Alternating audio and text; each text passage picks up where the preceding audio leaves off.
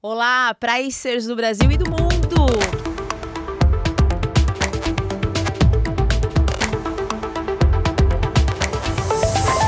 Está começando mais um Pricing Cast, o podcast que com leveza, democracia, objetividade te traz os temas da nossa disciplina favorita aqui, de Pricing, Revenue Management, que hoje, já tô dando um spoiler, hein? Hoje a gente vai falar desse tal de Revenue Management. O que é? O que come? Onde se encontram? O que fazem nas horas vagas? A gente tem uma convidada, top para falar desse tema para vocês hoje. Ela vai contar tudo e toda a experiência que ela tem. E já tô falando que, né, é uma mulher linda, maravilhosa e empoderadíssima no que vai falar. E com a gente hoje, para acompanhar esse nosso episódio, está quem? Ele, senhores e senhoras. Joe. Pero a fala não é nossa, né? Não é nossa. Não é de César Nunes que tá aqui com a gente. Não é. Será de quem, minhas senhoras e senhores pricers e pricers do Brasil e do mundo? Juliana Piquiai. Nossa, que apresentação maravilhosa. Boa, Ju. Que delícia. Obrigada. Ju, obrigada por ter você aqui de coração. Já te agradeci mil vezes, mas agradecimento e gratidão é sempre bom pelo seu tempo. Num sábado, gente, viu? Que estamos aqui num sábado de manhã fazendo essa nossa gravação. Então, Ju, a gente quer muito conhecer a tua experiência, né? A nossa audiência quer muito conhecer tua trajetória. Conta um pouquinho aí de você, como é que você entrou nesse mundo, né? E fala, acho que primeiro contar um pouquinho o que é isso, né? A gente está dando um passo importante aqui de conceito, gente. A gente está falando mais do que pricing, né? Verdade. A gente está falando de uma coisa que chama... Tem essa expressão em inglês, a Ju vai poder contar um pouquinho, que é a melhor pessoa para isso. Mas estamos indo para lá. Estamos indo para lá em termos de disciplina e de boas práticas. Então, Ju, bola tá com você. O microfone é teu. Obrigada pela apresentação. Eu estou super honrada de estar aqui e super encantada com o projeto que vocês começaram aí. Já assisti os 2 episódios, né? Estou no meio do segundo, na verdade, que vocês lançaram. Então, parabéns. Primeiro, eu queria parabenizá-los sobre esse projeto, que para mim é encantador. Muito eu vou assistir todos. E estou muito feliz de poder contar também aqui um pouco da minha experiência. Eu tenho 20 anos de carreira e em Revenue Growth Management, né? Hoje a gente fala de Revenue Growth Management. Eu tenho mais ou menos uns 10, 12 anos, tá? Considerando ali inteligência de mercado como um início de revenue management dentro da indústria de bem de consumo, né? Porque quando a gente fala de revenue management, né, na década de 70, as indústrias, as aerolíneas, as hotelarias, elas já tinham isso muito bem incorporado na dinâmica do negócio. E em bem de consumo começou mais ou menos há 20 anos atrás, aí eu posso falar, né, no caso, com a Coca-Cola. A Coca-Cola foi precursora dentro da indústria de bem de consumo, e aí depois as grandes outras indústrias, né, de bem de consumo massivo incorporaram aí essa dinâmica. E aí o que é isso, né? Quando a gente vai aí para os financeiros, né, olha para o resultado, para o P&L, tudo que vai de volume até revenue, até receita líquida, a forma como você administra isso, para mim, é o revenue management, que pode estar dentro até do business. Então, dentro de marketing, dentro de trade, dentro de finanças. Então, o que eu costumo falar? Um bom revenue growth management é aquele que no futuro ele deixa de existir, ele fica dentro do negócio. Exato. Ele já está dentro das áreas, né? Porque todas as metodologias, tudo que você aplica, a própria área de marketing já vai adotar, a área de trade, a área de finanças, né? E assim por diante. Então, é um pouco isso. Acho que a indústria de bem de consumo ainda não está nesse estágio, ainda existe uma área de revenue management dentro, principalmente das grandes indústrias, mas acho que pensando assim, sei lá, daqui a 10 anos, aí, no final das contas, essa área ela já vai se tornar a própria área de vendas, a própria área de marketing. Incorporado, então, né, Ju? Incorporado isso. Como uma cultura de trabalho, né? E não como uma área em si per se, né? Uma cultura de trabalho, uma forma de pensar, né? Uma forma de pensar de uma receita melhor, né? Exatamente. Acho que a Ju falou um conceito que eu acho que é muito bacana aqui, que é a gente vê até preço em revenue management, né? Mas não é só isso. Exato. Acho que esse é um conceito muito bacana e dá a ideia um pouco também da abrangência que a área toma, né? Eu gosto muito desse conceito de a área também olhar todas as variáveis do gross to net, né? Ou seja, do bruto para o líquido, o que a gente tem em cada uma delas, e a gente sempre vai achar oportunidade em todas. Né? Perfeito. E elas estão totalmente relacionadas. Então, em uma das... eu tive um gestor que a gente construiu junto para poder implementar esse capability na empresa. A gente construiu um frame, né? Porque as grandes consultorias, elas já vêm com um frame de Revenue Growth Management, que são 5 pilares, que aí vai envolver arquitetura de preço, pack price, trade spend, trade promo e mix management. Né? Esses 5 pilares. Mas nessa ocasião nós desenhamos um frame que eu gosto muito, que ele tem a conexão, são 3 círculos e a conexão desses círculos, porque é muito difícil você desvincular o mix do preço, o investimento no trade, da promoção. Então eles de uma forma, eles andam juntos. E todas as metodologias que a gente aprende para poder adotar dentro do business é justamente para ter esse olhar conjunto. No final, o que a gente quer? Maximizar a receita. E a maximização da receita, ela pode vir através de metodologias dentro desses pilares, né? Que é o mix, trade spend e arquitetura de preço. Só uma dúvida aqui, Ju, você falou de todas essas variáveis, né? Aí a gente tem um monte de área. Quais são essas áreas que a gente tem as interfaces quando a gente está olhando cada um desses pilares que você muito bem falou aqui, esse conceito muito bacana? Perfeito. Acho que quando a gente fala de arquitetura de preço, acho que a primeira área é marketing, né, que se toca, que ela vai trazer muito a estratégia do preço, né? Primeiro, quais são as marcas, né, o brand awareness, como que está o equity da marca, como que ela está posicionada versus a concorrência, etc. E aí existem vários estudos de mercado, de percepção do consumidor, que traz essa relação do price index ideal que você deveria atingir. Então, acho que o pricing, ele toca muito marketing, né? Em algum momento ele também vai, óbvio, ele vai tocar todas as áreas, né? A gente já falou aqui, vocês já falaram aqui várias vezes, mas acho que o primeiro passo é essa percepção mais estratégica, né? Do preço, etc. E esses estudos, eles estão ficando cada vez mais aprimorados, né? De percepção junto ao consumidor, porque no final das contas, o que você quer? Você quer chegar no ponto ótimo do seu produto para gerar... aquela equação de valor percebido versus o que efetivamente eu estou entregando no P de preço, né? Esse equilíbrio. Puta, vale. Nossa, tô pagando, tô reconhecendo os valores, né? Tô Exatamente. Os diferenciais. Começa aí, começa junto com marketing, consumer insights, né? Sim. Trazendo essas percepções e tal. Aí, quando a gente vai para trade spend, né, posso até depois voltar para o pricing, mas eu vejo que tem muita conexão com o time, né, de vendas e olhando, tem uma visão mais do customer, entendimento do cliente e shopper depois, mas acho que assim, qual é a minha política comercial ideal, né, para atingir aquele preço que eu defini inicialmente, mas ao mesmo tempo com um pacote de investimentos em visibilidade, sabe? Do meu preço, visibilidade do produto. Então, tem ali todo um pacote de investimentos que hoje as indústrias de bem de consumo fazem para que o meu produto esteja melhor posicionado ali na gôndola e gere essa vontade do consumidor comprar. Então, esse pacote de investimentos também faz parte do gross to net. Sim. E quanto melhor mais eficiente você trabalha ele, mais você vai ganhar dinheiro. Eu anotei um ponto aqui para a gente ir, que é o papel de cada canal. Vamos voltar nele. Visibilidade, vamos voltar nele depois, que eu acho que tem uma coisa legal para a gente discutir aqui. Perfeito. Porque vocês querem, vamos falar do canal? Vamos falar, vamos lá. Ele tá no meio de tudo isso, Ele tá no meio de tudo isso, então esse que seria o trade canal, porque é perfeito o que você está trazendo, que nem todas as empresas, elas têm um trade canal estruturado. Sim. Muitas vezes isso fica dentro do time de trade, Sim. dentro do time de vendas, né?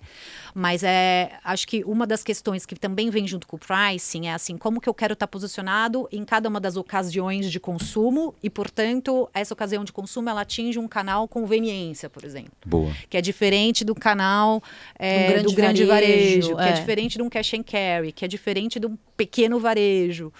E aonde que essa loja está? Ela está numa rodovia? Ela está num lugar que é, enfim, num shopping premium no de São Paulo, um shopping que gera um high willingness to pay, né? Que gera, ou ela está num local mais popular. Então, essa tipologia de onde estar a loja vai também te ajudar a definir um preço mais granular ali, né? Eu quero estar R$10, ali pode estar R$10,50. Aí você fala, mas só 50 centavos, mas 50 centavos é dinheiro. Exato. Então faz essa diferença. Então acho que essa régua do canal, né? Ela tem a ver com também o estudo de ocasião de consumo e, assim, putz, essa régua é que vai me maximizar, vai evitar conflito de canal.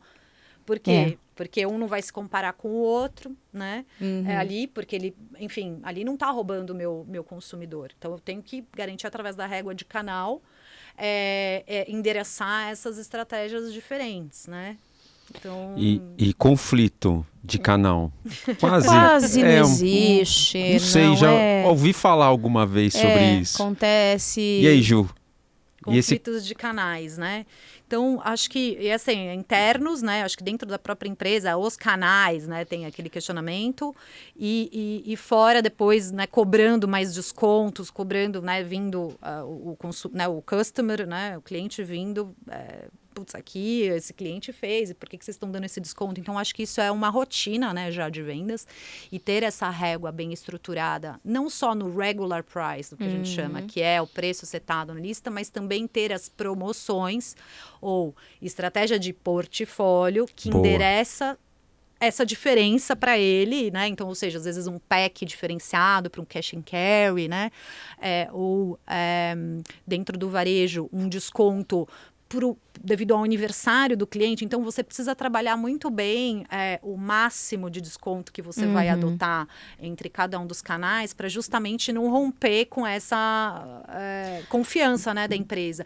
Eu acho que dar liberdade para todos os canais, né, de ter negociações específicas, mas também ter essa diferenciação para evitar esse tipo de conflito. Entendo que essa é uma alternativa que... precisa ser estudada, né? Precisa entrar... E quando a gente fala desse ponto especificamente, né? Só complementando, Ju, quando você estabelece uma boa relatividade de canais que vai respeitar teu go-to-marketing, que vai minimizar conflito e você reflete tudo isso na tua política, porque veio de um entendimento já todo de uma cadeia de fora para dentro, de um entendimento de estratégia maior que está ali endereçando tudo aquilo, e você está refletindo e tangibilizando aquilo numa política, né? Onde tem ali contida as tuas especificidades de canal, você minimiza tudo isso e você, como indústria, seja ela qual for, de que produto for, está feita, não é que teu trabalho acabou e, né, as pessoas podem ter, fiz minha parte, não é isso, né? Porque tem todo o controle depois. Mas certamente você está minimizando efeitos como esse de conflito de canal, porque a gente sabe que, assim, jogo é jogo, treino é treino, né? Então, assim, a gente faz tudo acontecer dentro de uma estrutura de política organizada que tem que ter, né? Assim como as políticas de investimentos, que eu queria depois que você falasse um pouquinho delas, que eu sei que você é super expert nisso. Mas isso precisa estar orquestrado, porque chega na casa do cliente, na casa do varejista, por exemplo, ou do atacadista, ou mesmo do distribuidor, ele tem as suas próprias estratégias também. Então, ele coloca uma outra camada em cima da minha estratégia como indústria, né? Total. Então, puxa, a gente como precificadores ou profissionais de revenue, a gente também tem que pensar à frente, né, nessa dinâmica que o meu canal vai colocar, que camada meu canal vai colocar além da minha, que pode ou não modificar minha estratégia e não atender os meus objetivos. Excelente lá na ponte, ponto, sim. Né? Com certeza, excelente ponto. Acho que uma das coisas que ajuda nisso que você está trazendo, né, no final das contas, a gente tem que sempre tratar com o cliente como um ganha-ganha. Total. A indústria de bem de consumo, ela não pode impor nada, ela não pode impor que o preço é tanto, né? Então, isso é uma golden rule que a gente fala, uma regra que você não pode fazer isso. Então, na política do ganha-ganha, o ideal é você saber a margem do cliente, aonde ele quer chegar, em termos de margem. Então, você sabendo a margem dele, você fazendo o cálculo da sua estrutura de preço, incluindo os investimentos que formam preço nessa estrutura, e mostrando para ele, tô chegando na tua margem com os teus impostos. Se ele tem benefício fiscal, por exemplo, no caso de grandes atacadistas, né? Alguns distribuidores têm benefício fiscal. Então, se ele traz isso para a mesa, a gente calcula junto. Então, essa parceria, o Revenue Manager, hoje, ele vai nos JBPs, ele vai nas negociações junto com o gerente de vendas, né? Para justamente ajudá-lo a dar essa visibilidade. Por isso que eu falei, num futuro, o gerente de vendas ele já vai levar, porque você já vai ter o ferramental todo que calcula e ele já vai ele mesmo ter isso, porque é uma cultura de ganha-ganha, né? Os dois vão ganhar. Então esse cálculo ele é fundamental de colocar essa visibilidade na mesa da margem do cliente. Eu acho que isso também é uma boa ferramenta assim de negociação, etc. Não, total. E assim, quando você vai e vai para municiar o time comercial, né? Isso. Junto, vai na parceria. A gente falou muito num podcast com o Renato Galera sobre excelência comercial, sobre o papel desse profissional, seja ele pricer ou seja ele revenue, estar junto com o time justamente para isso. No fim do dia, é ele que está no ponto de impacto, mas a gente indo, enriquecendo, estando ali junto, e até ensinando muitas vezes, né? E obviamente aprendendo junto, porque estar com um cliente na mesa é riquíssimo, né? A gente também retroalimenta um processo. Só tem ganhos nessa equação, né? Dos dois lados. Então, é muito... Pessoal, vocês pegaram esse ponto da Ju, assim, é muito importante a gente olhar todo esse... A gente costuma falar que é um sanduichão, né? O revenue, ele é um grande sanduíche com muitas alavancas ali embaixo. Mas é isso, são todas essas alavancas que vão fazer uma grande engrenagem, né, Ju, no fundo. Exatamente. Várias... E não é fácil, assim, porque acho que o César trouxe o ponto da conexão, né, também com as outras áreas. Para fazer tudo isso acontecer... Acho que, e eu também estou falando aqui numa velocidade aqui, é muito, né, rápido, mas no dia a dia do negócio a gente sabe que isso vai envolver, como eu falei, marketing, vendas, finanças, e as pessoas, não necessariamente todo mundo vai estar na mesma página, entendeu? Que esse revenue tá.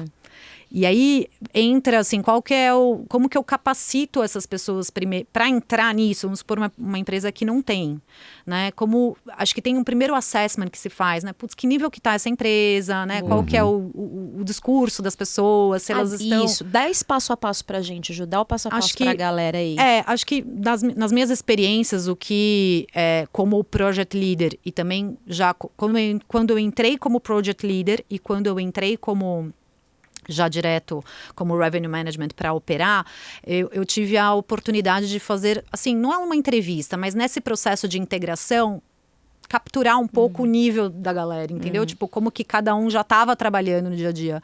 Na minha última experiência, eu trabalhei numa empresa grande de bem de consumo, onde, de alguma forma, eles já faziam revenue management dentro das categorias.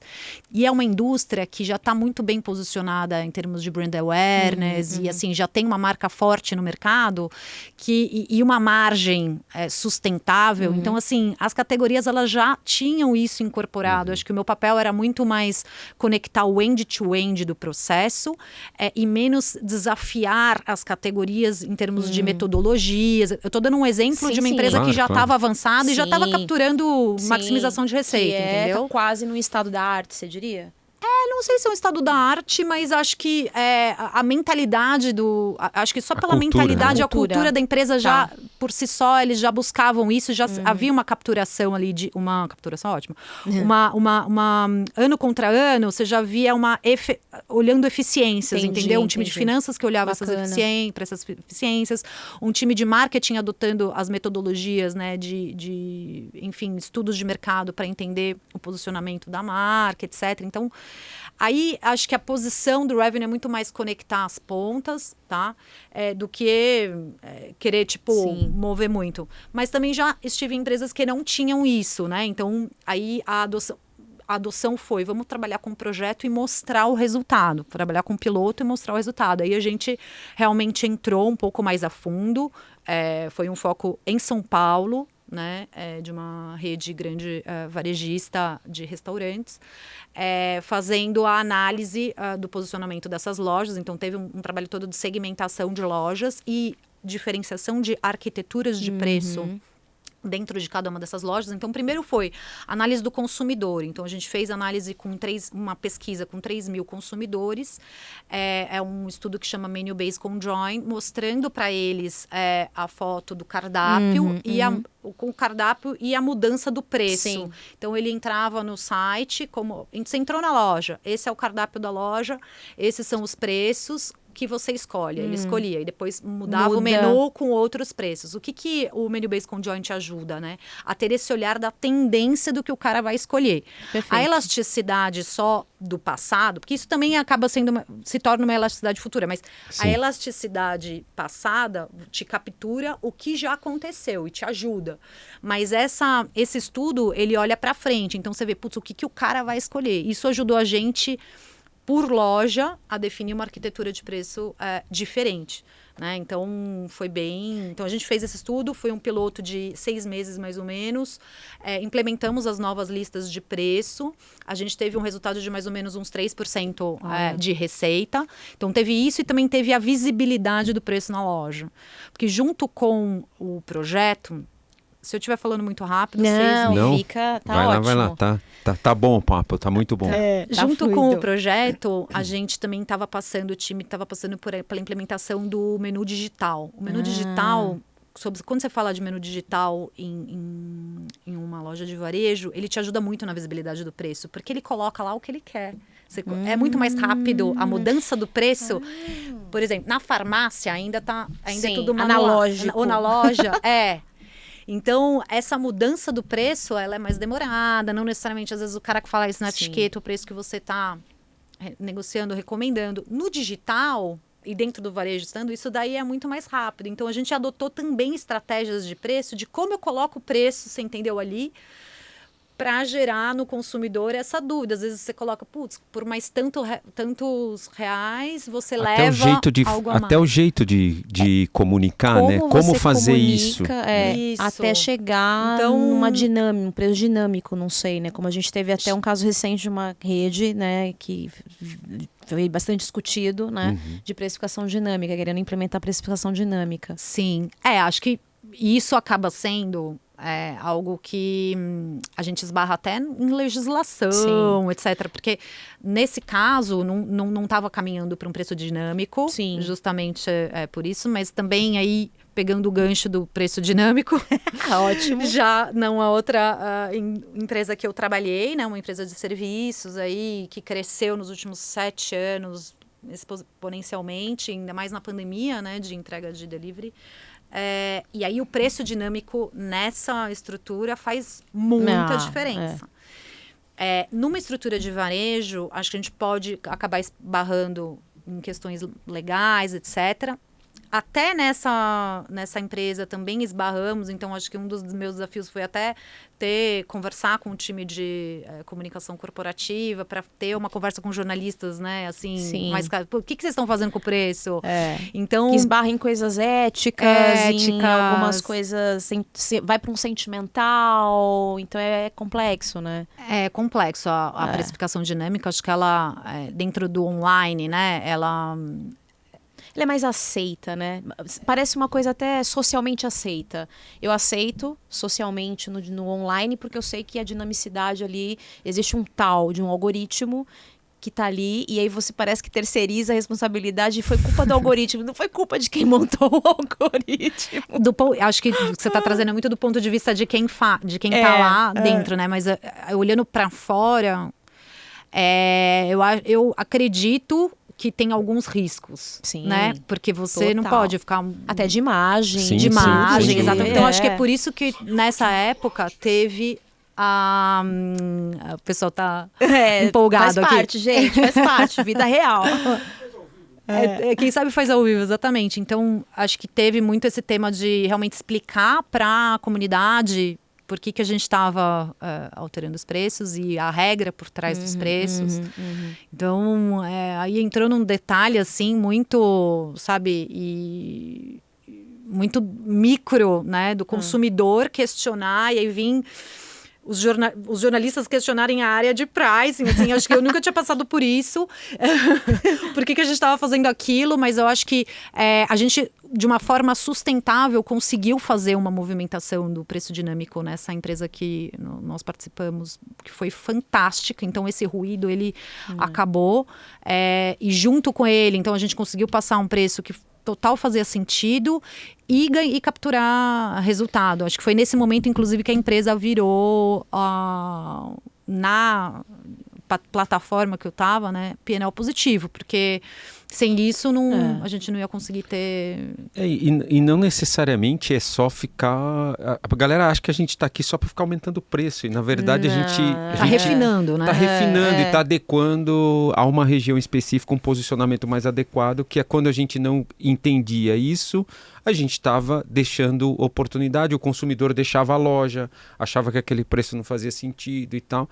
E aí, o que a gente está fazendo é entendendo a micro-região e como a gente adequa o preço à estratégia, olhando para o consumidor que está ali nessa micro-região. Exatamente. Né? E acho que gente, a Ju fala umas coisas que para mim eu fico só maquinando aqui. Não, é música para os ouvidos. É música, porque eu acho que ninguém melhor de quem está nesta área para conseguir entender todas essas variáveis e falar, para essa estratégia vamos fazer assim, vamos tocar isso e tal. Evidente que tem depois toda uma execução e como eu acompanho isso, mas é uma oportunidade tão grande de desenvolvimento profissional também para a gente que está pensando em pessoas que estão querendo chegar. Olha quanta coisa a gente está ouvindo aqui de bacana, de coisas que não é só fazer o P do preço. Olha quanta coisa a gente tem que entender em volta para poder fazer o correto posicionamento daquele preço, né, para aquele produto naquela região. Né? Perfeito. É uma combinação, né, Ju? Sim, acho que eu diria que o olhar tem que ser para fora primeiro. Acho que é o consumidor, porque no final, e por isso da importância, vocês falaram muito isso na conversa que vocês tiveram, estar dentro do business. Então, o que é o business? O que o business quer? Ele quer crescer, ele quer estar próximo né, do consumidor, ele quer que o consumidor tenha uma boa percepção de imagem. Então, acho que... Porque se você... através de um pricing ruim, vamos dizer assim, você pode prejudicar feio a imagem da empresa. Sem dúvida. Então, esse olhar para fora é fundamental, social, você entendeu? Então, por isso que para mim, no futuro, é uma área que ela está dentro de marketing, ela está dentro de finanças, porque ela está dentro de... Estou falando, não a área reportando para finanças, mas quem está em finanças tem esse mindset, quem está em marketing tem esse mindset, não necessariamente a estrutura reportando para a área, sabe? Então, no final das contas, o que eu quero como empresa? Rentabilidade, eu quero uma boa percepção da minha empresa, uma boa percepção de marca. Então, antes de qualquer recomendação de preço, eu tenho que falar assim, putz, eu estou endereçando esses pilares estratégicos que a empresa está preconizando, entendeu? Acho que essa pergunta a gente tem que se fazer quando a gente está fazendo uma nova arquitetura, etc. Está alinhado com a estratégia da empresa? Está alinhado onde a empresa está querendo chegar? Meu consumidor vai gostar, né, de ver... Óbvio que aumento de preço, às vezes... faz parte. Tem uma questão de aumento de custo, e aí não tem o que fazer. Mas através de todos esses estudos que eu estou trazendo, essa conexão entre as áreas, você pode fazer isso de uma forma melhor. Exatamente. Porque eu acho como que faz muita diferença. Não, né? E eu acho que aí, o que você está trazendo, Ju, é perfeito, porque me remete muito a uma coisa do tipo que a gente falou, putz, existe a necessidade do aumento que vem de custo. E, gente, não vamos ter um olhar romântico sobre isso, de que, ai, nossa, mas olha... Tá, e a gente faz o quê com o bottom line, com a nossa margem, entendeu? Então, assim, existe dado do problema, né? Então, a gente precisa levar isso em consideração. Ah, mas o meu produto é super value based, que eu só faço precificação por valor. Então, olha, por mais que o custo aumente, aqui a commodity estourou e eu não vou fazer nada porque eu preciso manter isso. Não, né? Assim, a vida como ela é muito além disso. Mas, o que a Ju está trazendo de forma perfeita aqui pra gente é que toda essa visão revenue, né, a gente tem outras opções, alavancas, várias que a gente pode mexer, né?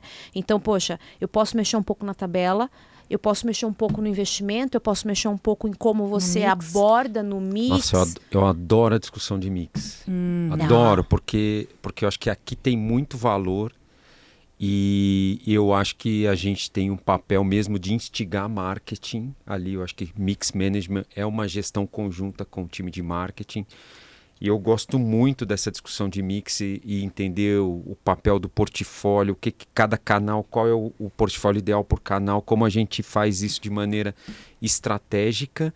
E eu acho que a gente tem várias alavancas. A Ju trouxe, acho que foram 5 pilares que a Ju... Sim. Eu trouxe para a empresa que eu estou hoje um outro, que é a cadeia de valor, a gente olhar a supply como um todo. Que legal. Não só tem todos esses pilares que acho que são formadores do revenue, mas eu acho que a gente também pode olhar um pouco para dentro. Evidente que a gente tem que ficar olhando sempre para fora, mas olhar a cadeia de valor, entender o que está acontecendo, criar processos para não ficar refém do custo, mas você ter previsibilidade do custo te ajuda muito a tomar decisões quando você está trabalhando no mercado que é o B2B, onde você tem contratos de fornecimento, onde você tem longo prazo, se você não tiver uma boa previsibilidade também, em algum momento... Você vai perceber que aquela margem que você achou que tinha não tem mais. Sim. Então, acho que olha quanta coisa a gente tangenciou, quanta coisa a gente toca. E eu falo sempre, não tem melhor área para você estar, para você entender a empresa como um todo. Porque a gente vai da compra do insumo até o consumidor final. A gente entende tudo.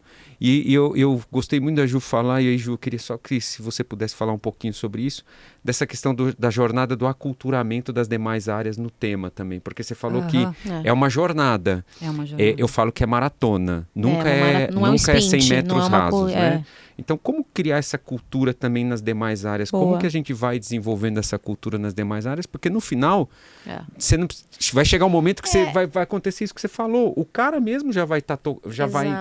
já entendeu e ele mesmo vai levando o tema para frente, sabe? E aí você trouxe um exemplo que eu gosto muito, que é, na verdade, para fazer isso que você está trazendo, né, de estar também conectado com o custo, é como o revenue está dentro do processo do S&OP.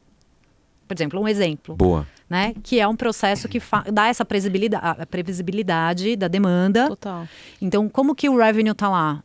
Então, primeiro que como ele faz o preço, ele deveria ter mais ou menos a elasticidade, o impacto que o preço vai gerar. Então, essa elasticidade ela já deveria estar conectada ali no processo do S&OP. Isso começaria por aí, vamos dizer assim, né? Então, aí voltando até, porque acho que eu comecei a falar e não dei continuidade. Então, a primeira coisa que eu normalmente faço é ter esse primeiro assessment, que é o do grau de conhecimento das áreas. E depois entender um pouco do objetivo que a empresa quer chegar, ou que a empresa quis chegar quando me contratou. Exato.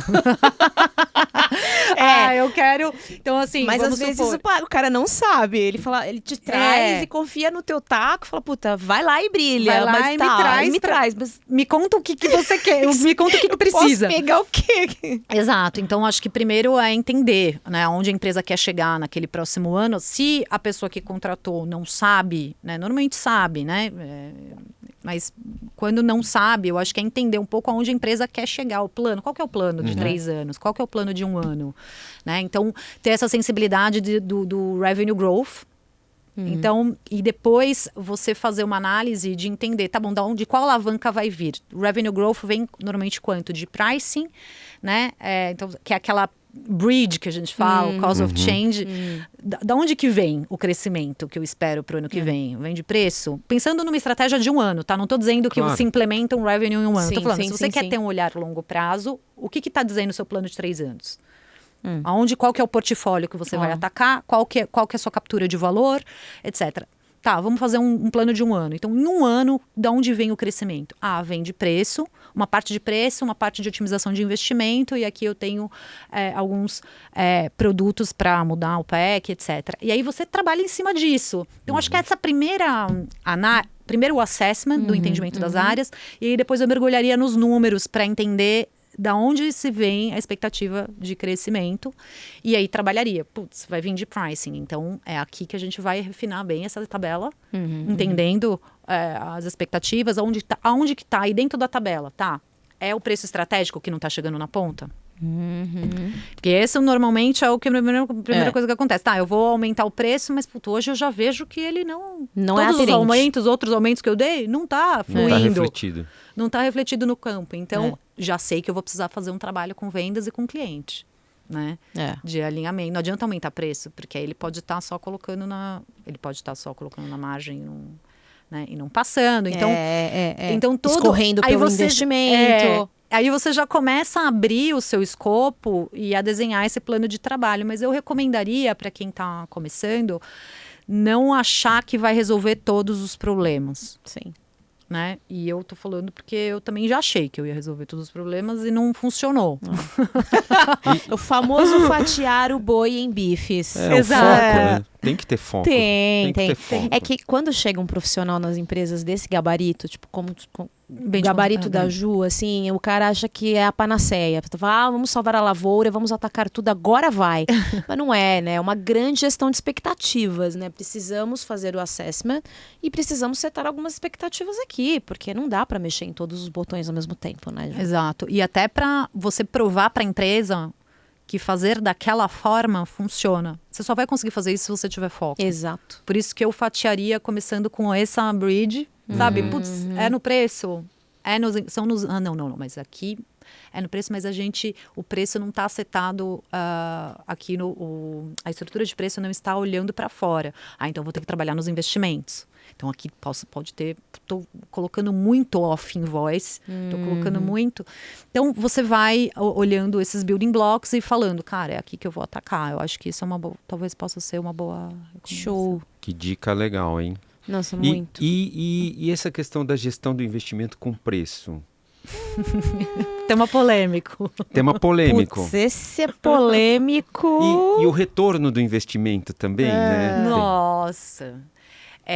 Bom, acho que primeiro, como a Aninha bem falou, primeiro o olhar para fora sempre, né? Quando você tem lá o preço que você quer chegar na ponta e a margem do cliente, então você já faz a sua estrutura de preço com a sua política comercial que atende o que o cliente espera em termos de margem, etc. Tá? Então, acho que esse seria um primeiro passo, que é a parte do planning e alinhamento com o cliente.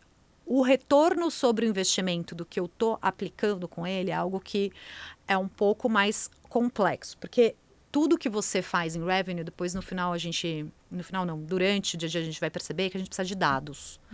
Dados, informações, e aí eu estou olhando muito sobre a perspectiva da indústria de bens de consumo, né? A indústria de bens de consumo, ela vai ter o dado até uma determinada parte. O resto, ela precisa que o cliente envie para ela, ou ela compra via Nielsen, via outras empresas, né? Mas assim, medir, saber que aquela promoção funcionou e gerou 10% de uplift, por exemplo, de volume, de aumento de volume, é muito difícil. Porque você precisaria ter alguém ali focado, não sei, um time para ficar fazendo 10 mil regressões e calcular. Então, você não tem isso, é inviável. Então, o que as empresas estão fazendo? Elas estão contratando, tem ferramenta hoje. Primeiro, você tem que ter o dado. Sim. Premissa básica. Depois de ter o dado, você precisa fazer uma curadoria desse dado para fazer ele refletir a sua linguagem, tá? Então, aqui foi uma promoção, né? Aqui foi um pack diferenciado, aqui foi uma visibilidade. Para você isolar, né? Para você começar, né, a qualificar essa base. Então, essa curadoria, eu acho que ter o dado, hoje em dia já deixou de ser uma barreira, mas a curadoria dá trabalho. E a curadoria... Sem dúvida. De fazer toda essa curadoria. Aí, depois que você faz essa curadoria... O que esse ferramental novo traz, né? Você faz o upload desses dados lá e ele começa a te trazer, porque aí a ferramenta já tem inteligência artificial lá, de fazer o cálculo desse uplift de volume por promoção que você computou. Só que você precisa ter o registro do que você fez e do que o cliente calculou. E aí, como é que faz isso? Como é que você tem um plano muito bem feito, né? Com o seu varejista, olha, tal semana, tal fim de semana, e você vai lá na tua base e marca, né, para você ter essa sinalização. Exato. Né? Então, você precisa contar com o teu time de vendas para que ele faça o registro de tudo que foi executado. Então, aí já começa um outro change management, né? Exato. Que é uma outra mudança de mentalidade, que é como esse cara de vendas que quer vender, e ele tá certo, e vai ficar parando para fazer o registro. Para de vender e vai aqui, ó, essa planilha aqui de 10 mil linhas, classifica para mim o dia que você fez a promoção. Exato. Então, o que hoje a indústria, e aí tem muitas empresas nascendo, é dar essa facilidade pro cara, que esteja no celular, que esteja de uma forma que ele consiga, na hora que ele tá conversando conversando com o cliente, já fazer o registro, já clicar lá. Então, acho que das indústrias grandes, elas estão buscando ferramentas desse tipo para que isso... E aí eu vou falar de excelência, começar a falar de excelência de vendas, não quero abrir muito o escopo, mas em excelência de vendas já existem ferramentas, eu não vou falar o nome das empresas, que você precisa ali colocar um pouco da sua rotina, né? Sim. De visita da loja, de negociação Total, com o cliente. Então, o ideal seria que essas ferramentas já estivessem incorporando ali um pouco do trade spend, né? Que é, tá bom, então na negociação, o que você negociou com o cara? E aí ele já vai lá e já coloca, entendeu? Nessa visita, ele pra já que coloca... dia, já deixa ali tudo pra planejado. Que dia, etc. E aí depois, no momento da execução, ele só vai precisar colocar evidência ali de que realmente aconteceu, etc, tá? Então... Bem legal. Acho que essa é a... Eu vejo, assim, vendo do que eu tô vendo que o mercado tá fazendo, indo um pouco nessa linha. Show, gente.